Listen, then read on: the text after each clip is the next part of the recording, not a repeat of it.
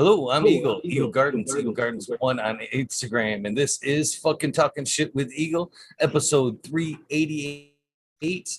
Hopefully, you guys have had a great weekend. I know I have. Got a great show lined up for you tonight. We've got Double Baked in the house tonight. How you guys doing? You want to tell us how you're doing, and of course, where we can find you guys? We are doing great on this lovely Sunday evening. I can't tell you the last time I saw 11:30, so thanks for keeping me awake. But my name is Sharon Ann, and you can find us on Instagram and online at clanan.com, but also at our individual handles at Sharon Ann Husbands and at Carol Ann. Right? Yeah. I think so. Yeah. Well, I believe we're forgetting Carol Ann and Sharon Ann. You can see behind us, we have a cutout of the other personas. So these two have been performing in drag for a long time together in all kinds of venues. And so a couple years ago, I reached out to my niece and nephew, Joel and Jen of North Star Genetics, and said, I think I'm ready to start. And so Joel sent me some stuff, and I don't know. And then we got locked down, and I said, okay, well, we're going to grow serious now. And I planted banana cheesecake, and next thing I know, we're making butter and we're selling cookies. It's just magic the way it happened. Nice. Thanks, Joel and Jen. Yeah, they are great folks. They have helped me out around here quite a bit and getting things going and spreading out some genetics around the community. And as far as, for a long time now, putting some fire genetics into the community, I have nothing but great things to say about Joel and Jen, for sure. So usually we get to find out about cannabis and what led people to their cannabis journey. So you guys want to tell me ultimately when you started cannabis and what ultimately drew you to the plant? Wow. So I think I first encountered cannabis in 7th grade, and man, did I build a mean dam in the stream that day. And I knew that I had big things in front of me. And then in my freshman year in college, I saw the Grateful Dead for the first time. 125 shows later, I'm still here. Oh. Anyway, yeah, it's just, I don't know. I write comedy. It helps me be more creative. It loosens me up and, lets me see other opportunities. And wow, we promote it. Yeah, absolutely. My story is a little different. I didn't start smoking until college, and even in college, I didn't do it a whole lot. But then, I don't know what, 25, 26, it was the flip. I left alcohol behind and I jumped onto cannabis, and I had back. And for me, I'm retired now, so this is what I'm doing in retirement. So I started smoking in probably the really early 70s when I was really young, and always wanted to grow, always wanted to grow. And maybe how many years ago? 18 years ago. Yeah. I planted some in the farmer's field, a whole row in the farmer's field. I pulled up a row of corn and planted a row of pot of plants that I had sex in the basement.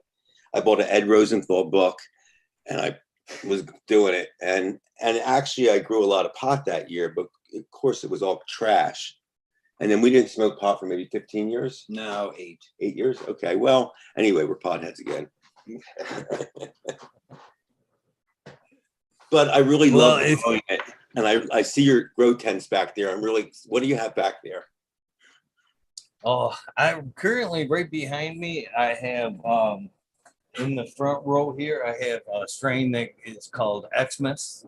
It's pretty much that piney strain that we remember from like that, early 90s era there, when we'd get a hold of some pines around that Christmas time. And then behind that, I have the Tiger King. It's back there. It was a strain that White Feather Grows sent me, and I had to drop it. I had to see what the Tiger King was about. And it's been a beast, to be honest with you. That thing took off and it has yet just stopped. It's just pushed and pushed and pushed out. So that's what's going right back there. I believe right here I have a little bit of a 6-shooter from Empire Breeding Co. Uh, basically what you see, here behind me. But yeah, all new, all new. So I have yet to even sample any of the above. So I'm looking forward to it. I like when you get the new ones in the garden. You don't necessarily know what you're gonna get. The trim I absolutely love. At that point, like I said, you don't know what you're gonna get. So you're like scraping the scissors for every little bit of charas or scissor hash you can get, so you can get that sample of what you got there. And then the anticipation alone will kill you, I think, sometimes, growing all new strains. So I mean, do you guys remember what kind of strains that you were smoking on there when you first started smoking? Well, it was always junk. Oh my dirt God. weed. I started smoking in the 70s, and it was brown weed from Mexico or Right. something, You're right? still And pressing the often block. it was like compressed so much, and you had to like pick at it with your fingers to loosen it up. And when you smoked it, it tastes like dirt, right? Yeah, dirt weed. That was, you're in 7th grade, man. You're like, wow. So yeah, like 3 or 4 years ago, when I reached out to Joe and he sent some seed and we grew it, it was like, oh my God, I don't remember this. The plants were like powerful, it was a whole different world. So I've had banana cheesecake alive for, I don't know, 3 years. My mother alive, just planting that plant, and it's just a beautiful plant every time I do it. So I'm curious to know, how much you of course the smoke was different. You know what I mean? Maybe perhaps a little bit stronger from when you initially grew. But how was the plant structure? I'm curious to know from that row in the cornfield versus, the stuff that he had dropped you a few years ago. Yeah, that row in the cornfield, I grew them in solo cups, which is 16-ounce cups. Put a hole in the bottom and put the seeds in there. Sex them all under fluorescent lights in the basement, so they weren't very strong. But I did get females out there, and I probably put 50 or 60 plants out in a row, and I definitely got a hedge that grew every bit as tall as the corn. So where the corn got a lot of water, or it was in a low area that had water, and if it got 6 or 7 foot tall, that's how tall the weed was. But there was a lot of hermaphrodite branches, a lot of that kind of thing going on. Even though they were sexed, there was still a lot of seed ended up in there. Right. Oh, that's that other joint. So as you guys progressed there, I mean, was it an instant draw? I mean, was it one of those things that, some people say they don't even, necessarily get high or medicated that first round? Was that true to you guys, or, did you guys run with it after that? Was it one of those things where you smoked it and you're like, yeah, this is right. This is right. This has got to be. Definitely. I could never really handle alcohol too much. Pot I could do.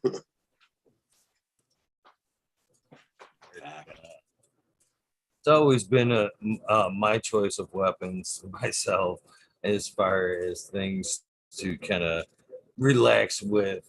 I haven't drank in a very long time, and I'm glad that cannabis won that war, to be honest with you, because alcohol always led to bad things for me. But I've always managed to keep my sanity and do the right thing with cannabis. That's for sure.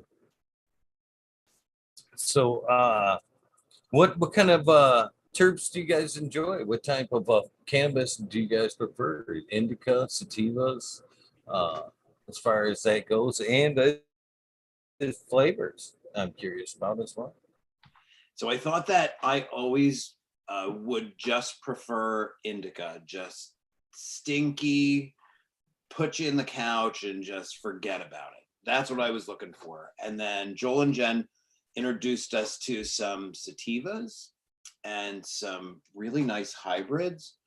And wow, I have a different respect for that, for day weed. You know, like go out and do a project and get some shit done. That's really sort of broadband marijuana. You know, That was like the jungle fruit was like that. oh my God, It jungle was fruit. very creative, and you could just do stuff. You didn't get all Mhm. sleepy. You know, that one made you laugh though, uncontrollably.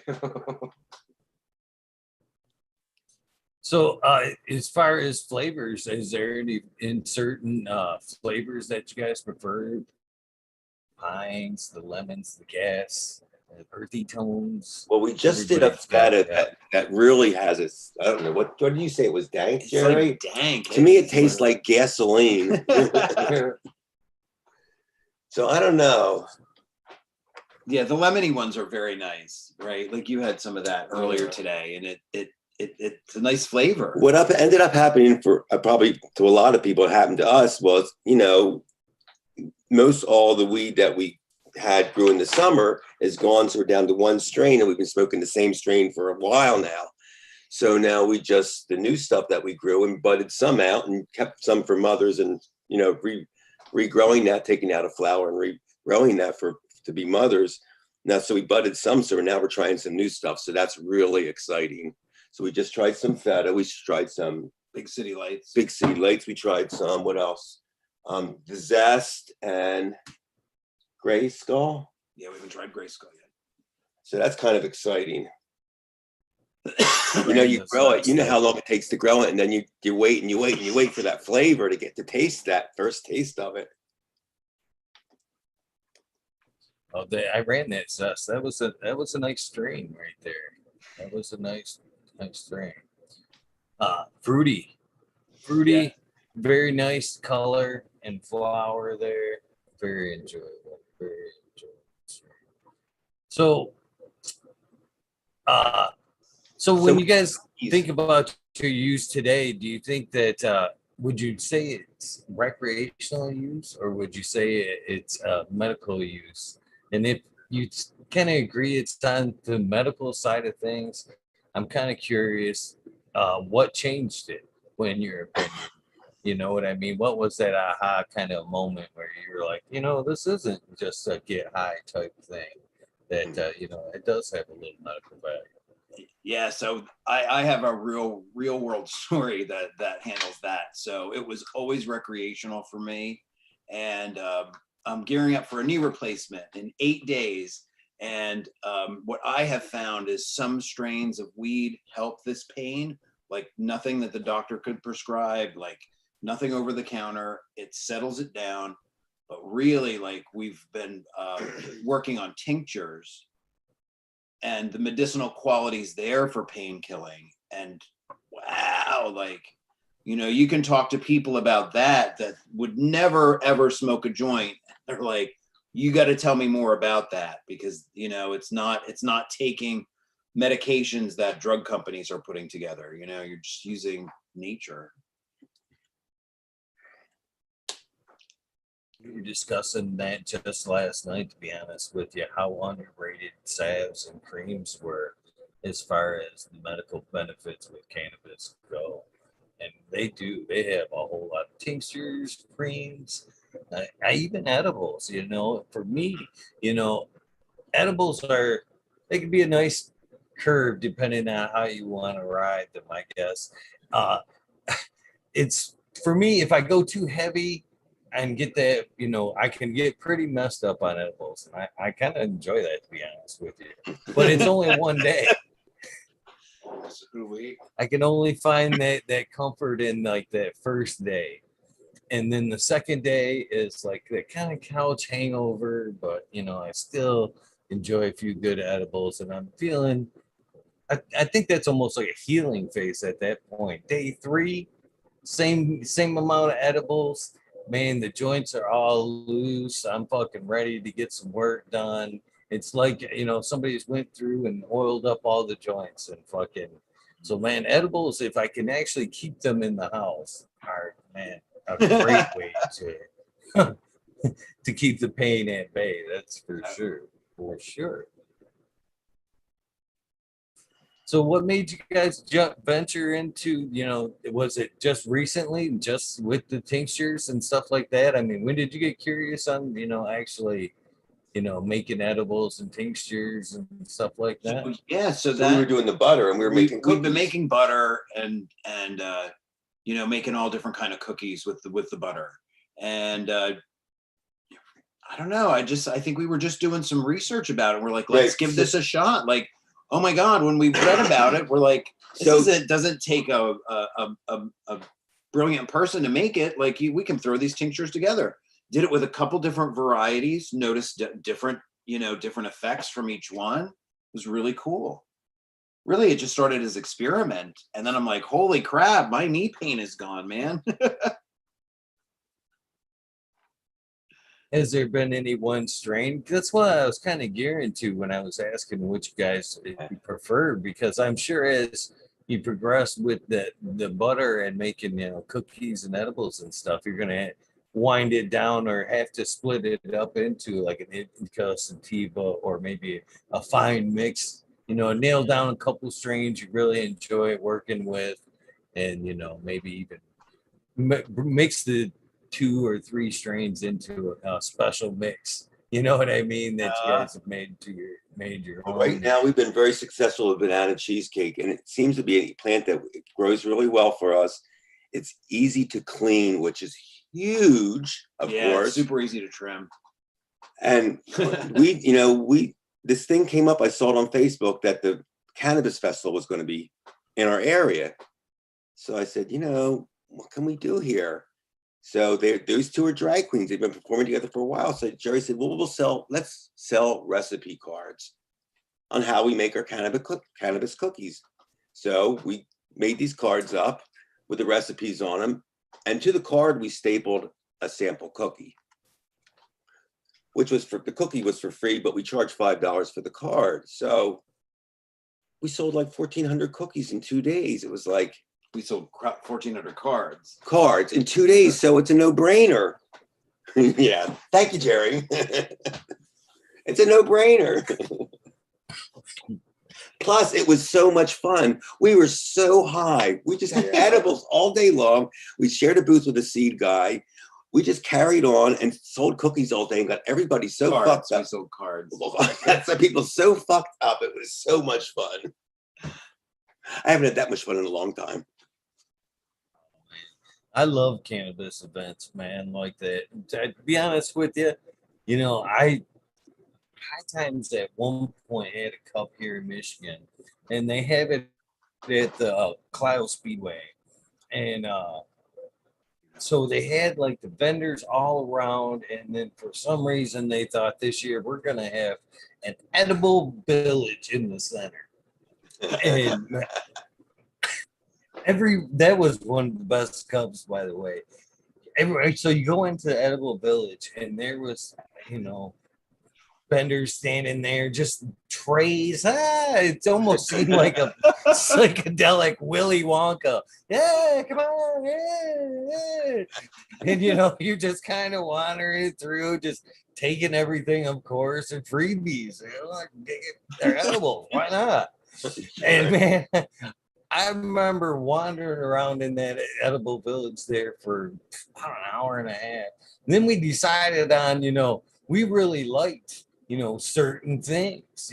Some of these gummies were good and some of this. And man, we wandered around after all that shit kicked in and ultimately never fucking found anything that we liked because we were so fucked up. It was at that point, it was really psychedelic and kind of we wandered around in there for hours, just like, where did it go? This place ain't that big. I came back the next day and was like, oh, right there. Yeah, it's there, clearing that in. But yeah, man, them edibles can tear you up. But that was an awesome day, man. I do overindulge with some edibles, to be honest with you. It's a good ride. I enjoy that. Yeah, it was so much fun. Have you ever have you ever took it to like a psychedelic phase in your recipe making? To be honest with you, I mean, when you're making edibles and butter, I'll let you guys go first, but I'll share my butter story. But you know, as you go through your recipe, you tend to, you know, overindulge in one or two batches, found yourself just laced on the couch.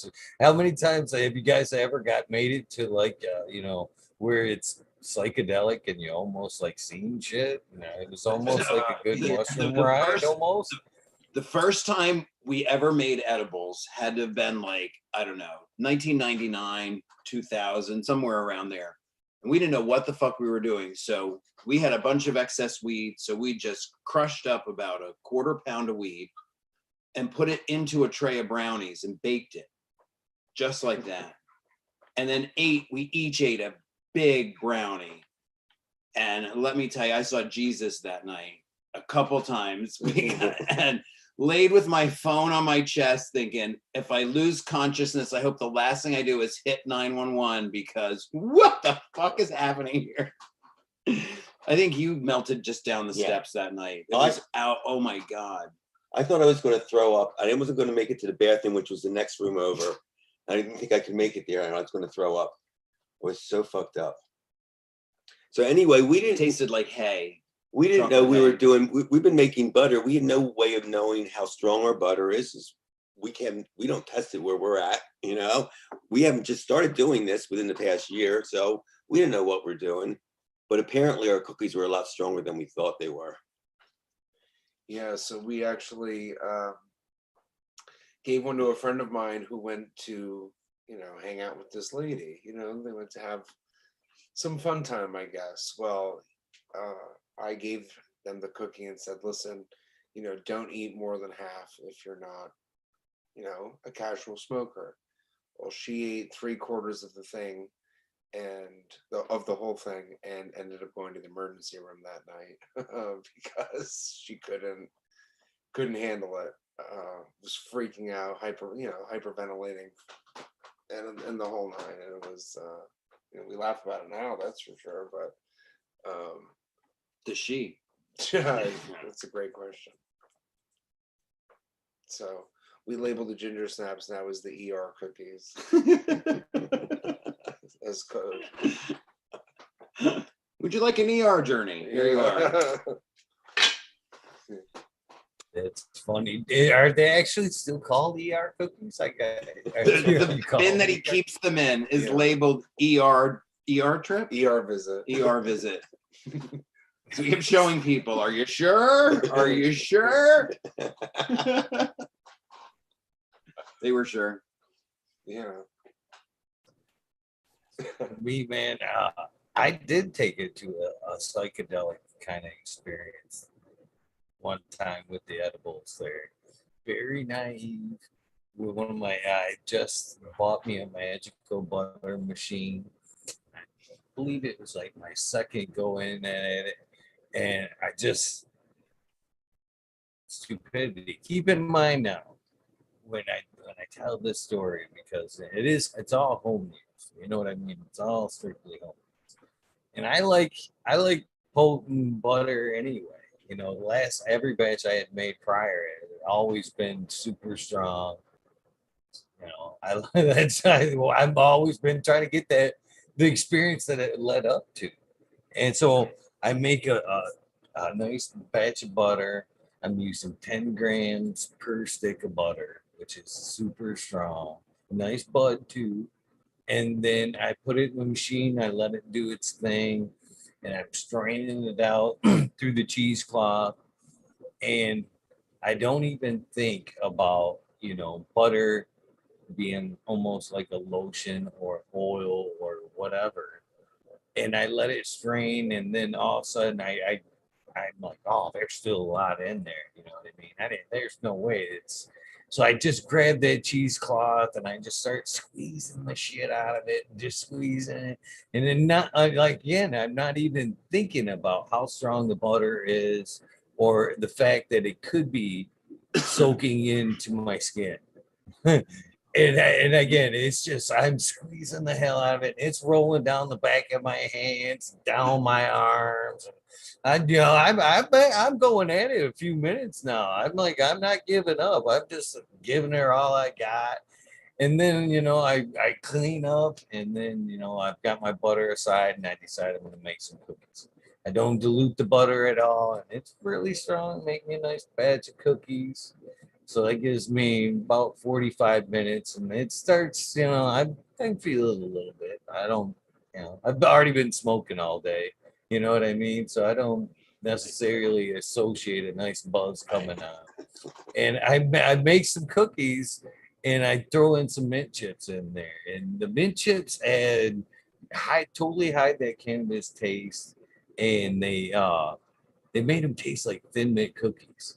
I've never, if you can imagine like a Girl Scout Thin Mint cookie coming straight out of the oven, oh, yeah. So they come out of the oven, and unbeknownst to me, I'm like 6 cookies in again before I even think about what I'm doing. And I realized about 6 cookies in, and I'm like, oh shit, I'm gonna quit. So I just kind of stopped, put everything away, smoke one more joint. Oof, it's now hit me pretty good. I'm gonna lay down. I lay down for a little while. I get up like 2 hours later, and I am high as shit, full kind of hallucination.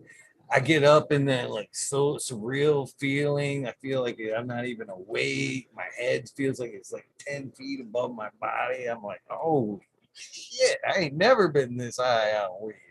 And I go in, I pop in the shower, and I'm just in there fucking all of a sudden that scene from Young Guns where they're fucking chasing around and you see that chicken? And I don't know why, but that just does it for me. I fucking lose it. I'm in the shower now. Fucking about 45 minutes. My kids are downstairs and older. They come up there like knocking on the door. Are you all right? And I'm like, yeah, I'm all right. Man, that shit carried on. Having to almost like bite your cheek, you just feel that gut roll coming on for about 4 hours. And I've never been able, I wish that somehow I could figure out that milligram to whatever I did. But man, some people would probably say that was a bad ride. But I'd love to figure out the combination of how I did what I did to get there. It was pretty good, mistakenly, but it was a good time. Lessons were learned. I gloved up next ball I squeezed. That's for sure, man. It was terrible. It was terrible. I would never do that again. It was, well, I don't know. It was pretty decent. High buzz, I guess. I don't know how to properly describe that, but I was well medicated that night. That's for sure. Yeah. Oh man. So how many varieties of cookies do you guys make or edibles? Is it just edibles? You guys do tinctures as well? Have you ventured off into tinctures? Well, we just got into the tincture, so we just started making those. We're gonna make some tomorrow, with some of the other varieties now. But for like the CannaFest, just cookies, 5 flavors, because it's a really fast-paced thing. You're just passing things across the counter constantly, and they're just acting crazy and silly the whole time, and have a crowd around the booth the whole time. Nice, I think people first looked at us as an oddity, like, what the fuck is that? those are dudes. And then they came over and we were funny and we made them laugh, and I don't know. It was a really cool day. So we had 5 cookies that had cards with them that we made postcards for. And we just like searched Paula Deen recipes because Paula Deen loves butter. Like any Paula Deen recipe has tons of butter in it. Right? Yeah. So we got one of her cake cookie recipes and just made it our own. Changed it up a little bit and got 5 different flavors and 2 huge body size coolers and went to the Canna Festival for 2,000. What did we have? Like 2,200 cookies. Yeah. We spread a lot of joy. Yeah. That's pretty impressive. That's pretty impressive. So if they were in your area and trying to find some cards, how could they get a hold of you? So they can go to clanan.com. CLANANN.com. Yeah, or you just follow us on social media. Yeah, social media. Connect with us on social media. If you're watching the, say that you were watching this, and and put that in the message so that we know who you are. Yeah. Cool. Where can they catch the show if they want to catch the show? I'm curious. Oh, cool. So we know we're doing the next Pennsylvania Canna Fest October 2nd and 3rd. And my friend here is working on a couple other dates because there's some in Jersey and there's some in New York as well. Tim's the only one who works for a living. So our schedule base is based on when he can get off. Because, you need Somebody's got two beauties. Look at them back there. Well, somebody's got to grow the cannabis. Okay. Somebody's got to grow the cannabis for the cookies, right? Right. Exactly. So that's awesome. That's awesome. Hopefully you guys do stay busy and are able to, get the word out about your cookies. And have you guys thought about doing a YouTube channel as well? We have one. YouTube.com/ClanAnn. Yes. So Jerry and I also have another business, Whoosh Skincare, that we've had for how many years now, Jerry? 18 years. So during this pandemic, Carol Ann made commercials for Whoosh, and we actually grew our business quite a bit by Carol Ann doing commercials for our business. And these commercials are also on that channel. Yeah, that was the entire beginning part of our YouTube channel. We credit to Jungle Fruit. Tim would come over, we would smoke bushels of jungle fruit and be so silly and then just shoot videos. Whatever. We sold a lot of soap. Yeah, we did. It really was a fun promotion. Whatever. Drag queens are hot right now. Everybody wants. I love my mods' chat, man. As soon as I asked you guys, about the YouTube channel and everything, they had already had the links. As you were saying it, they had already had the links in chat. I looked over it. I was like, oh, I guess that was a silly question. Seeing how the links are already right there in chat, I should have looked before I asked. But thank you, mods, Jason Eystone. I greatly appreciate it. So what kind of medium do you grow in?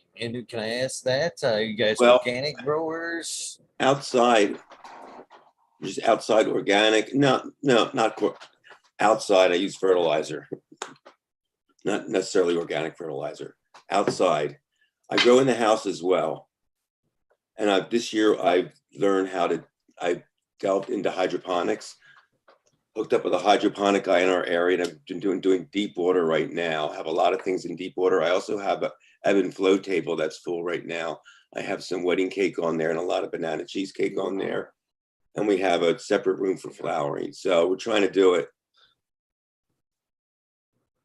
Right now, the problem is I have like a Noah's Ark complex where I have like 8 or 9 different varieties trying to grow everything in this space.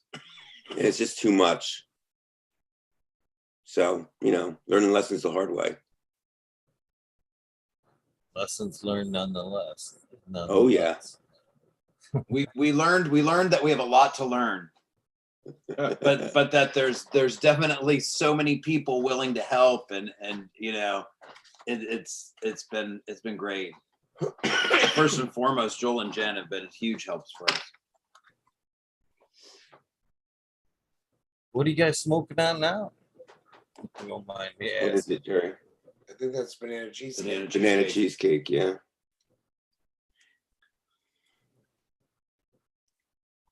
How about you? Smoking a little twisted TK. Again, a sample that I was sent. Pretty good. It's kind of weird. This one in particular, I don't know what it is. The other one was like more fuely, but I don't know. These cameras never give you a good shot of it. But I'll try anyway. This stuff, it tastes really good. It's got this it's almost like a juicy fruit, but it's not fruit though. I mean, it's kind of fruity to a point, but then it's got like this weird like habanero almost aftertaste to it. I don't know how to describe it, but it's got like this spiciness on the back end. It almost tastes like the aftertaste of a habanero. I find it to be delicious, to be honest with you. I don't know what it is between the fruity and that spicy kind of thing, but it's delicious. I really enjoy it. So, how long has Carol Ann been going? Uh, I'm curious. Tell me Carol more. Ann, since 1999. Nice. So, and Double Baked, the team. It's the team together. When were you a senior? 10 years. 10 years. Yeah. That's Clan Ann. Yeah. And Double Baked is we just came up with that for this business. Yeah. Double Baked is new, but we've been performing together since 2011. So it's been a fun ride so far. Yeah, it has. And the cannabis detour is just begun. God, right. You know, so we have this reputation as pothead drag queens. So we perform a lot in Philly, and we'll be walking around in Philadelphia, and people will walk up and go, "Oh, you queens. Jesus, you two smell like weed." Like, hey, we're the weed queens. What are you gonna do? Mostly her. I mean, I'd rather smell like that. What about when we were so high at the bar in Philly and we lit my purse on fire? That happened. We had the bartender. Dabbing? Excuse Was me. it a dabbing accident? No. A poorly placed candle and a plastic purse from China. Yeah. All right. The candle went right up in flames. Yeah, I assume dab because I don't know for what it is way people dab. I'm surprised I don't hear more dabbing accidents, to be honest. Because of the torch and shit. You know, that's why I asked. And again, I could see the plastic going up really quick with the dab torch. I was dabbing this weekend, and this kid that was in our group, this kid, he's my age, he's 29, 30, I don't know. But he, doesn't smoke a lot at all. And we were all just dabbing because we're all casual smokers, and they pass it to him and he just hit it like a champ. And I was like, he started coughing, and I was like, "Do you smoke a lot?" And he's like, "No, I never smoke." I was like, "Oh my God, I'm sorry. You're about to be on another fucking planet." And literally within 20 minutes, he was rocking back and forth. He literally looked me in the face. I don't remember where exactly, where he's from, but Central American country. So speaks Spanish. That's his first language. And he literally is looking around at the circle, and he goes, in 2 minutes, I'm not going to be able to speak English anymore. So, and I'm like, "How do you know that?" And he's like, I just feel it. Like, I'm not. And then luckily, then literally in a couple minutes, he wasn't speaking English anymore. He was only talking Spanish to the other two speaking, the Spanish speakers, and they were like translating. It was like that episode of I Love Lucy. Just go down the fucking chain. So it was pretty funny. And then we tucked him into bed. Obviously, that was it for him. what has one of your favorite events been that you guys have been to so far? Cannabis related? Either or, both. Well, tell them about the. So cannabis related, the one we just did is the only one we've done, and you know the experience was just amazing. Like, But you guys performed in a synagogue. Yeah. from our performance standpoint, we've had some pretty cool gigs in the last couple years. 2019 was World Pride in New York City, which was a big deal, and we got invited to perform. We performed like at a block party in Manhattan, which is pretty neat. And yeah, we're regulars on the synagogue circuit of northeastern Pennsylvania, which is fun, right? Yeah, it's great fun. I think, and then I wonder, like, our favorite bar spot probably to perform, I think, is the Lafayette Bar. It's a bar in Easton, Pennsylvania. And we were so ripped after a show. Caroline was making powder angels and the makeup powder on the floor in the back in her brown panties. It was quite the sight. I still think you make that up. No, I didn't. Just like I made up the parrot thing. Yeah. So, how was the response at the first cannabis event? I mean, was it encouraging enough that it will be something that you do more often? And you know, it's a tough question, I guess. I'm curious. Excuse. We're definitely doing it again. I think that it was very welcoming. It was fun. You had mostly everybody was walking by laughing, and having some kind of interaction with us. There were a couple people that walked by and they were like, what the fuck is that? And but they didn't come by, they didn't bother us. It wasn't like they were mean, but you could tell that they were mildly afraid. I think some people just were so taken by surprise, like, what is in that tent? You know, we had a big space. We had a 20 by 25 foot space, you know, so we had this really big space. And wow, like, you know. So right, a 20 by 25 foot space for $400 at a CannaFest. Yeah, how can you go wrong? We brought two pop-up beds, a 10 by 20 and a 10 by 10, and put them together. And we had a back room that we could process cookies and cards together, and they could have costuming. It was a sweet setup. Sounds like overall you guys did well. I mean, 2,200 cookies. I mean, that's plus a chance to just get you guys' name out there, as well as an advertising standpoint, goal. And just to see what the market's like out there, what people like, what they're interested in, what they want to buy. Because we never, we didn't know. People were so cool. The whole situation was so cool. The other vendors were great. We met so many vendors, but at some point they had to come to our booth to talk to us, because by midday, the second day, we were just slammed. Yeah, we were just slammed. It was amazing. I didn't make it past the porta potty. I was only from our booth to the porta potty and back. I never even made it to buy a French fry. Yeah, I'd like to walk around what the whole event was like. Yeah. Man, I hope there is just as many events as we can get this year. I know everybody's just dying to get out, and I know I'm waiting. I had one event already this year, and I, for travel reasons, didn't get to make it. But I am not missing anymore. I am not missing anymore unless we just cannot do it. I am getting out there. I love the cannabis community. It is a very open community, for sure, and I just love getting out there and spending time with people. You know what I mean? There's just something about passing a nice fat joint and being in the moment with some great folks. You know what I mean? And trying different strains.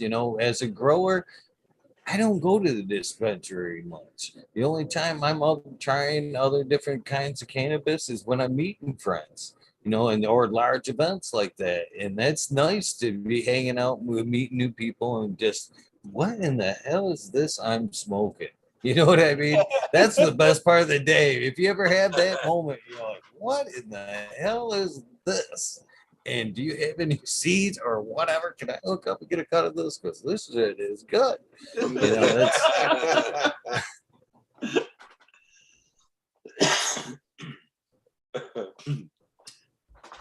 so if you could book an event in perfect world, what state is there in particular state you'd like to hit or region that you'd like to go book an event?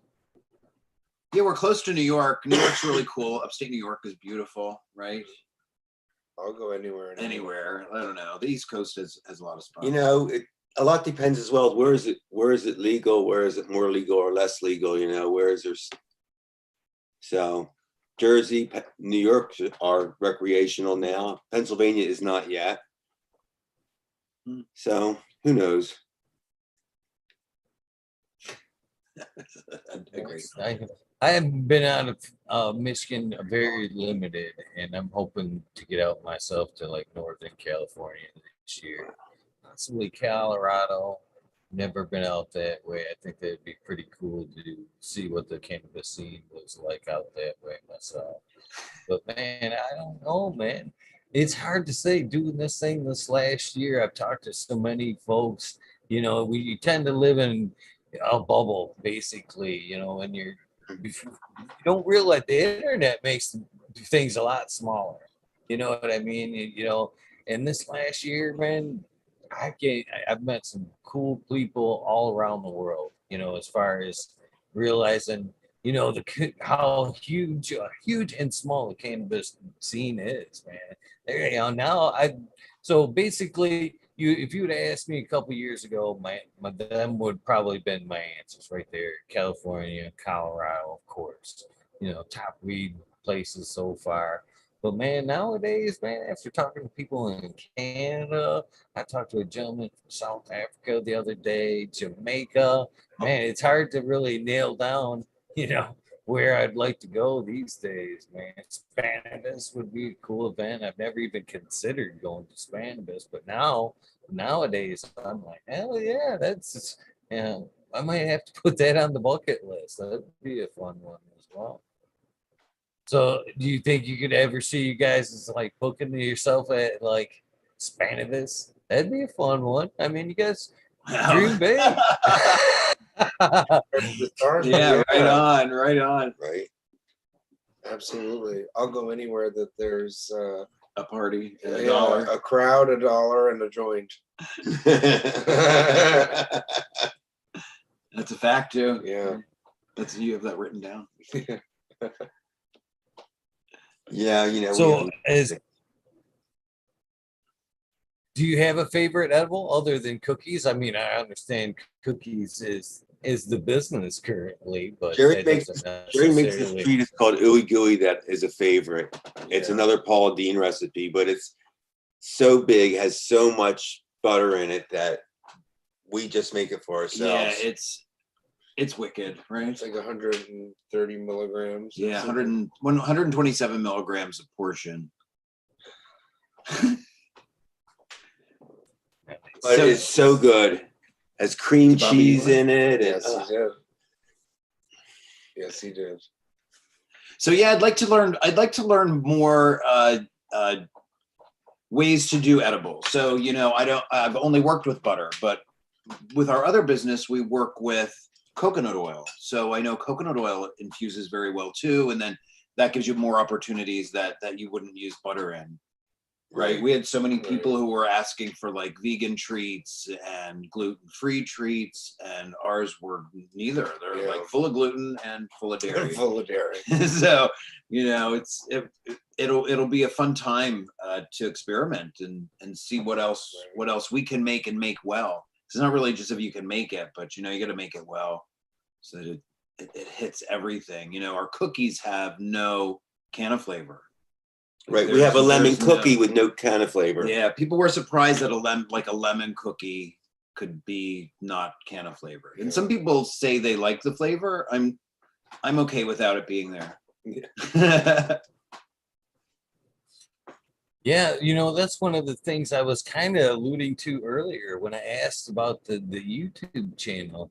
I could honestly see you guys, and I don't see why you don't, to be honest with you, as you expand on the edible industry, you might as well capitalize on an empty market, to be honest with you. Then, quite frankly, there's nobody fucking doing a drag cannabis cooking show. Right? You Exactly. see what I'm saying? I mean, it's a market. I don't know, you might as well, as you guys are doing your business, you might as well be learning and, maybe just teaching it as you guys go along. Today we're making this fucking edible cake, or whatever. Yeah, And yeah. if the recipe sticks and it's something that you guys like, I mean, it's a void market right there. Nobody else is doing it. And, it now, I mean, as far as branding, you guys talk about branding and shit. I mean, if you don't do it now that it's in the ether, somebody's gonna jump on that shit. Right. Yeah, we You know were what I mean? definitely the first drag queens at the Canna Fest, but we won't be the last. Yeah. I think If anything, we open the door. we did open the door. Yeah. I would put some effort into that if I were you guys. That's for sure. I like it. And they'll build the brand as well. You know what I mean? You see the guys doing it on the YouTube there, and then you see them at the event, and then you get to sample the cookies. You get to put the edibles with the show. You know what I mean? So it's kind of a win-win, really. Right. Constant marketing. Right. It's a great idea. We can do it. Yeah, see that kitchen back there? That'll be the set. So Right.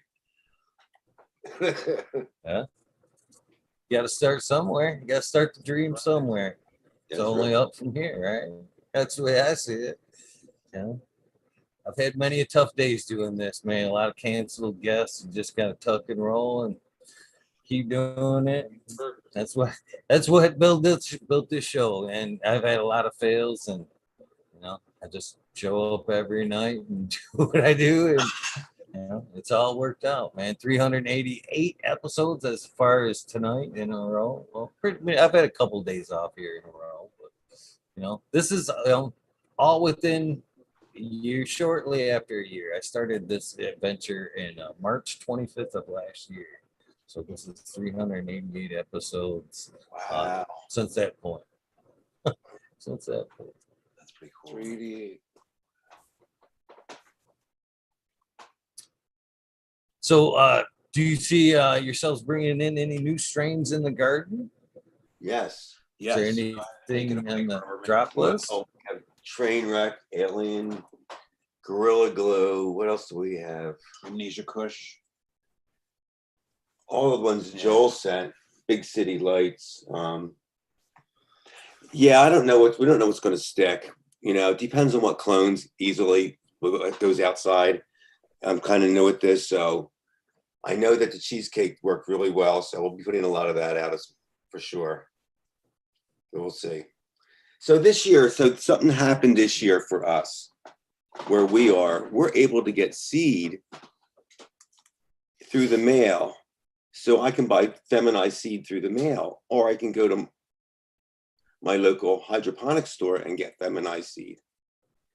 So, which means I can choose this year not to have mothers alive in my house all year long that I have to keep alive, and therefore can't have people in my basement do work and all that other nonsense. I can't go on vacation. So what I might just do is let everything just go and just figure out and just start with plant all seed outside, all feminized seed outside. Just to have a seed and then have to sex it and then bring it back from flowering to growing again and then take clones from it. That process takes a while. And you don't always get the strongest plants. But if you started from a seed and it's guaranteed female, that's a strong plant. I mean, I'm pretty new at this, but that's what I'm sort of picking up so far. That if I put it outside, it started from seed inside, grow it inside for whatever, a month, and put it outside as a seedling, it's going to be much easier for me to do that than to have a mother alive all year long, take clones from it, keep it healthy enough to get enough clones from it, get the clones going. That's a lot of work. For me, the only flaw I kind of see in that is the edible standpoint, to be honest with you, and the consistency of, being able to put out a constant product. Like, say, right now, you're pretty set on with the strain that you got there, the banana cheesecake. You know what it's like, you know what the effects are going to be like. So you know, you can work with that. Right. Now if you're popping femmes with it, they're going to be somewhat similar, yay but nay. You know what I mean? You all have that consistency with a clone, and you will keep some bigger. But if you go fem every time, there will be some ups and downs with the phenos that you get. That's one of my, I've been on beating that drum for a long time now. It's because that's what you would think you would expect from fems. Really, is like a clone like experience. Ever you pop them, they're all going to be the same, but it's not the way it works. Breeders aren't working like that. There's certain breeders that are taking the time. You can get some consistency like that, but more often these days, if you pop some femmes, you are gonna have a few different phenos. It's not gonna be clone like. So that's something that I would keep in mind as far as wanting to put out like a edible product. You'll want to keep whatever you're working with, and then maybe try to find something similar in testing. And even at that, the cannabinoids, the terps, the flavoring will play a part in that as well. That's why it's so hard to be nailed down as a medicine right now, because there's so much variation from plant to plant, pheno to pheno. So there's, as somebody that, if I were making edibles, I would definitely have one or two that I just love, that I found were great. They produce a lot of good oils. They were good for his knee. You know what I mean? You found that, you've already found that that one is good for pain in particular. Now, maybe work that same recipe with the new strain and see if it, like a sativa version, an indica sativa version, a day and a night of that same cookie. That's but I would definitely, keep that one strain aside, at least if you're going to clean out the garden, at least pass a couple of cuts or somebody, while you take your vacation and come back. Hey, can I have a cut of that back? Firing up the garden again. Can I get a slice of that back? I would surely appreciate it. There's ways around it, but I would definitely want some type of consistency. And and again, you may find that breeder to where you do get that consistency, but it may be tough. To me, when I use the femmes, I only use them for like blank spots where I have no room for the gamble, to be honest with you. I've got three open spots in my limited plant count, and I don't have time to waste to see whatever. I'm throwing 3 thumbs down. I'm throwing 3 thumbs down. I don't care if I'm going to take any clones down. It's good. That's where I tend to use the thumbs myself. But that's the beauty of cannabis, is once you find the ones that work for you, you treat them good. Yeah, it'll be there for the rest of your life. There's the saying, you get the right cut, the right strain, it changed your life. Buy a house. It's very true. Right. Yeah.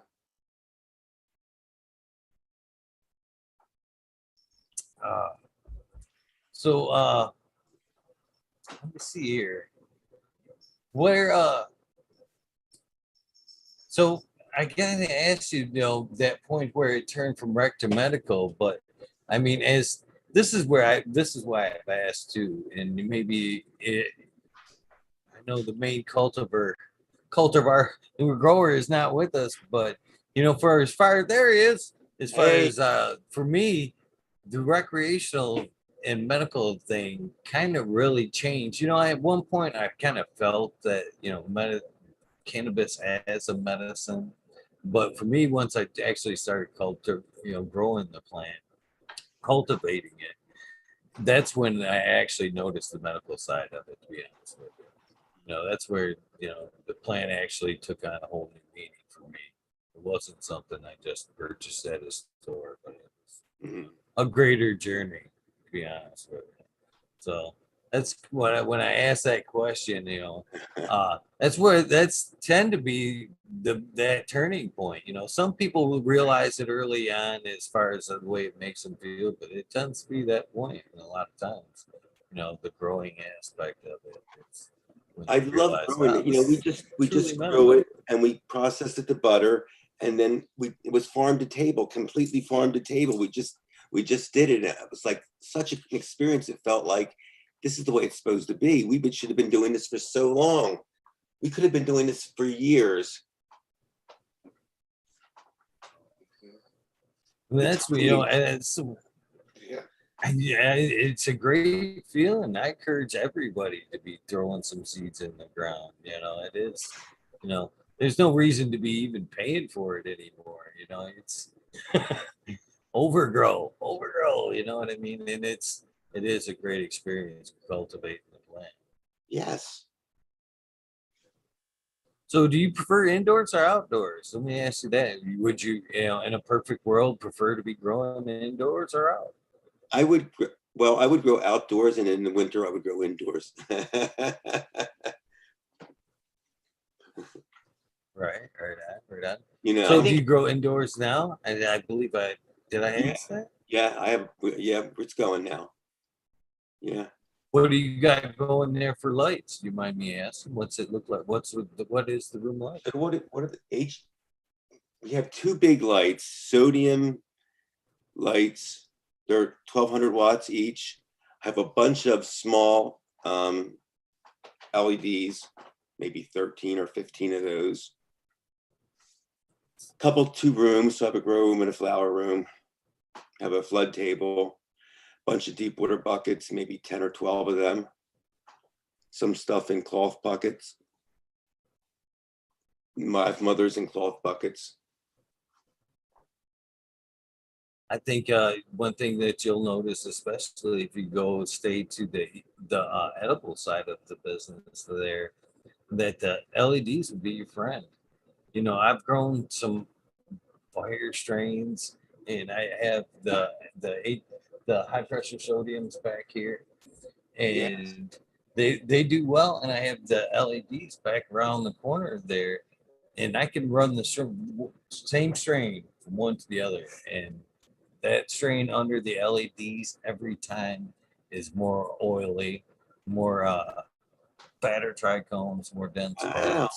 And I would think that to be, a plus, as far as if I were going to turn it into I would have edibles and never thought butter. that. I would have thought you Oh had yeah. to flour them under under the sodium, under the big lights. Them LEDs are there definitely coming. They are surpassed in my opinion. The only thing that are keeping these ones in my garden right now, to be truthful with you, is they're still working, and I'm that cheap. So what kind of LED you have some special kind of LED? Are you pushing one company or another, or you just Not, and again, I've got a decent light over here, the Active Grow 660, which is an 8-bar system. It does good. I've got the Mars Hydros. I uh-huh. got cheap lights over here, and all of them are actually producing great bud. To be honest with you, Great. and to be honest, I'm an advocate of the mid-grade light with you. I mean, especially at a beginner phase. Right. One of like the bigger light like I've got here, the 8-bar 660. It's a great light. 4x4, it could, it crushes, but Right. there's a learning curve there with it.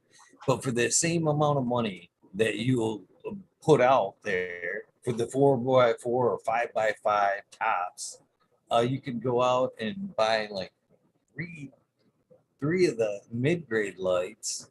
I'm not gonna say names, but they're decent lights. I've already said them. I've already said them. I'm not selling them. You know what I mean? Right. But you can get three of those and have pocket change to buy the tent, and you're still under the cost of that one big banger light. And now you're growing a 4x8 and of quality bud, and you've increased your canopy size a Right. lot and saved a lot of cash. And and there's still room to move up.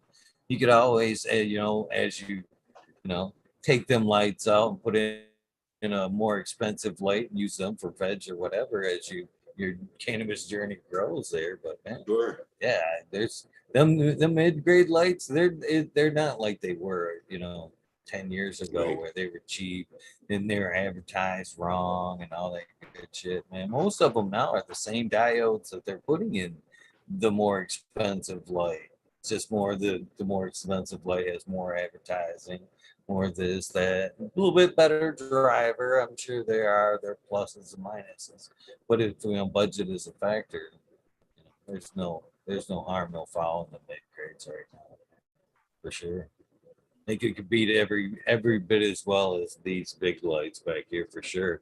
And that's the scary thing about it is, back here in this 4x8, there's, if I were to plug them into 110, I'd be pulling almost 30 amps out of the wall because I'm running 220. They're running closer to 17. Now that same 10 over there, that 4x8 with the LEDs cheapos in there, 6 amps. 6 amps. You know what I mean? The cost of factor there, Right. And heat. all that Heat's a shit. big factor Yeah. for me because I'm in a low ceiling. Yeah, well, that's and again, LEDs are happier. That's a nice thing too. You switch over to the LED side. The plant canopy actually likes it at 85. They're trying to tell you with these, 70 to 80, 75 is that sweet spot. Well, now you switch over to the LED. Now you're taking again some of that cool factor out of there. You're sweating about keeping that room cool. They like it a little bit hotter, man. There's a lot of pluses to the LED side of things. It sounds like you're already there. You're leaning heavier towards the LED side of things already. Yeah. Well, it was one thing in the winter when it was cold, but now that it's hot, having those big lights, they just produce so much heat. Yeah, I'd almost shut them off and just try the LED side. Insane. So how you guys hanging in as far as the episode goes? I do remember in the beginning 11:30 was late and hasn't seen it that far. I just caught a yawn, so it's fair enough to ask. Fair enough to ask. Yeah. Tim has to work tomorrow. Well, guys, I do appreciate your time and coming on. You have bought the community another night of hanging out, and I greatly appreciate that for Yeah, It's been sure. a pleasure. Really, fun. definitely fun. Definitely fun Right hanging on. out with you. Well, and this is I told you in the beginning that it's a little hard for me to kind of get the rhythm going with a multi-person session. But in the same aspect, this is, I guess, where it comes back and I kind of get the he kind of back, where I kind of flip it on you guys a little bit. So I gotta ask you guys for the soundbite.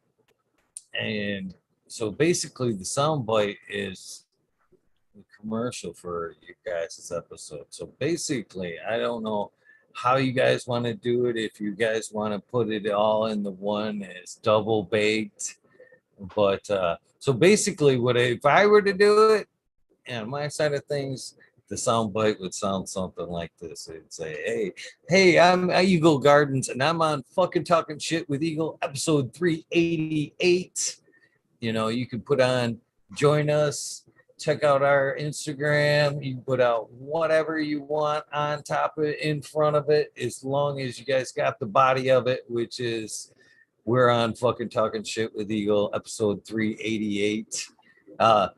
That's why I'm giggling, because just as hard as it is to interview three gentlemen, it is hard to sync three gentlemen together on a soundbite. So that's why I was kind of like, hey, this is where it flips back a little bit. But it's funny. It's always entertaining to see the group soundbite. All right, we're gonna nail this. What episode again was it? 388. 388. Okay. With Eagle.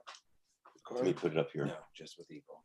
With Eagle Episode. in episode we'll get our shit together. 388. Oh, You guys are already better than most. Most of them just like shoot. All right, we're Okay, so should we? What do you want? Hey, I'm Sharon. I'm Caroline. And Yeah. I'm Chuck the Grower. And you can say, Yes. we're on talking. And then you can say and I that. say episode 388, and then we'll go. Okay. You can visit our website. Okay. All right. Clear your throats. Okay. Hey everyone, I'm Sharon Ann, And I'm Carolan, And I'm Chuck the Grower. and we're on fucking Talking Shit with Eagle. episode 388. So, hey, you can visit us at clanan.com/double date. Or come on and check us out at Instagram, Carolan_Carolan, and Sharon Ann Husbands. Sharon with 2 R's. thanks for joining us. I'm fucking speechless. You guys did nail it. We didn't even rehearse. And we normally rehearse a little. That was perfect. That was Do it again. Hey, the next time technically perfect. maybe you can be dry. Seriously. Hey, I've would you done get- a lot of group sound bites, and they have never went with a one shot and even been that close. That was I'm seriously fucking amazed. That you guys killed it. You guys absolutely killed that sound bite. Thank you guys very much, man. You're very welcome. This has been an awesome episode. And there's one other thing I'd like to tell you guys before you guys go. It's just like any other guest. This Zoom episode is open to this invite that you guys got is open to every episode that is labeled the wormhole.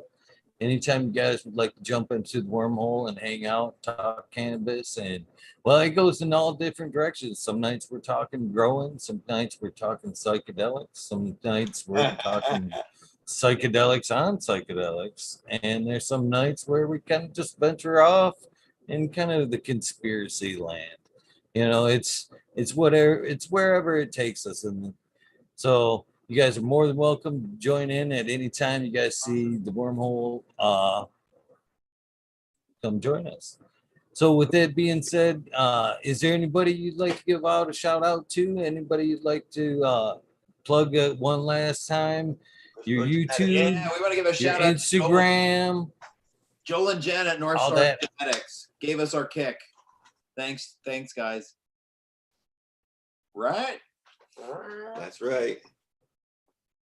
Great, guys. Thank you guys very much again for coming on and buying the community another night. You guys are welcome. Come back any time that you like. Yes, You guys have a thank great you. night. It's Thanks been a so great much. episode. Awesome. Thanks for having us. No problem. You guys have a good one. Well, you guys, that does round it out for episode 388. The wormhole will be firing up here in a little bit. If you guys would like, hop on with that. You guys know the deal. Random acts of kindness do save lives. I'm a living, breathing example of that. Please do something nice for somebody.